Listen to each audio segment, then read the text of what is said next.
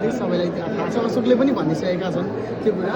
अशोकले केही भनेको कुरा अनुसार अशोकलाई आफ्नो घर परिवारसँग होइन उसले बाल्यकाल बिताउन उसलाई चाहना भएको हुनुपर्छ, किनभने सानैमा हामीसँगै आए हुर्किए र आज यो बुझ्ने अवस्था आइरहँदाखेरि एजमा आइरहँदाखेरि हुन त टिनेजर सिद्धेको छैन उसको, त्यही पनि 9 क्लास 10 क्लासमा यतिखेर पुगिरहँदाखेरि उनले चाहिँ बुवा आमासँग बस्छु, भाइ बहिनीलाई पढाउँछु भनिरहने कुरा चाहिँ हामीले सिकाएकै त्यही हो। तपाईँ हामीले जान्ने बुझ्ने बनाएकै त्यसैका लागि हो, त्यो हामी त्यसमा खुसी छौँ।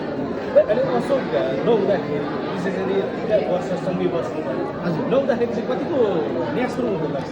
अब अशोक हुँदाखेरि अब 3जना दाजुभाइहरू सँगै घरमा हुन्थे होइन, उनीहरू चाहिँ एउटै बेडमा 3जना सुत्ने गर्थे।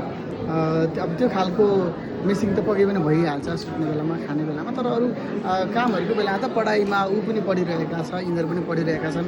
अब अझ अशोक यतिखेर सुटिङ गइरहेको छ, अशोक एक्लै कन्सर्ट गइरहेको छ। मेरो चाहना नै त्यही थियो, मैले इन्टरभ्यूमा भन्दै गर्थेँ कि अशोकलाई कुनै दिन मनमा चाहियोस्, म बेगर पनि अशोक होइन गाउन सकोस्, काम गर्न सकोस्। आज मैले बोलेको कुरा भगवान्ले सायद सुनिदिनु भयो, तपाईँ हामी सबैले गरेको एउटा आशा।